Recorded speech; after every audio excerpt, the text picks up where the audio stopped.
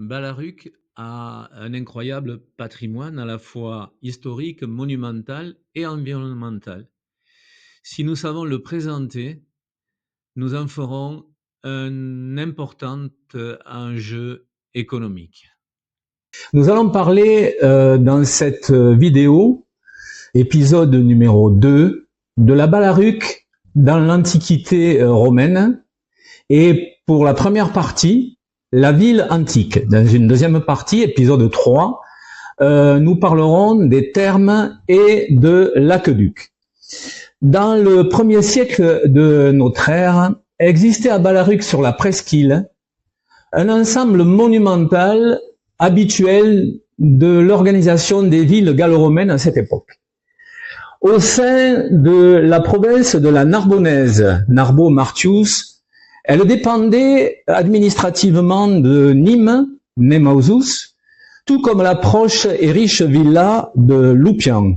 2 voies reliaient Balaruc-Oppidum à Balaruc-Thermes. On est pratiqué à Balaruc à la fois hébergement, balnéation et dévotion, au vu des infrastructures qui étaient mises à la disposition à l'époque. Des fouilles sauvages ont mis au jour des monnaies en grande quantité et des objets de belle facture qui témoigneraient d'une ville riche et prospère, comme on peut le voir là sur ce document.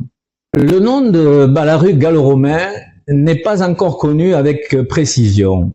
Étrangement, la ville n'est même pas signalée par le géographe Festus Adienus, qui a pourtant décrit précisément la bordure méditerranéenne, la bordure maritime, de notre région. On se plaît à imaginer que ce serait Maïmonide, lors des fouilles de la Drac, qui a eu en charge le site de Balaruc pendant longtemps, avec des archéologues motivés et compétents. C'est-à-dire des habitations, notamment celle du Vendémien, la domus de la Cadole et la domus de la villa romaine. Des temples, oui, un grand nombre de temples à Balaruc, à Neptune, au dieu Mars, et d'autres qui n'ont pas encore été identifiés, au moins 2. Le temple de Neptune attire notre attention par son ampleur. Une structure ouverte, barrée par un grand mur puissant de 20 mètres de long et de 1,20 m de base, et qui est doté, cet édifice, d'une abside de 6 mètres de diamètre. Le mur, ce fameux mur puissant, relie 2 corps de bâtiments reliés entre eux par une galerie. Le tout richement paré de marbre, de peinture et au sol de tuileaux. Ce temple se situait tout près des thermes antiques. Ce temple de Neptune est visible près du groupe scolaire dans un aménagement qui a souffert actuellement, mais l'image ici, datant de l'époque où ce lieu était mieux préservé, donne une idée précise de ce sanctuaire au bassin octogonal en son centre. Tout près, lors des fouilles, un buste important, puissant fut retrouvé. Il s'agissait, après étude, du buste de Neptune. Et à côté, ses nymphes. On sait que Neptune représentait le dieu de la mer et que les nymphes représentaient les sources.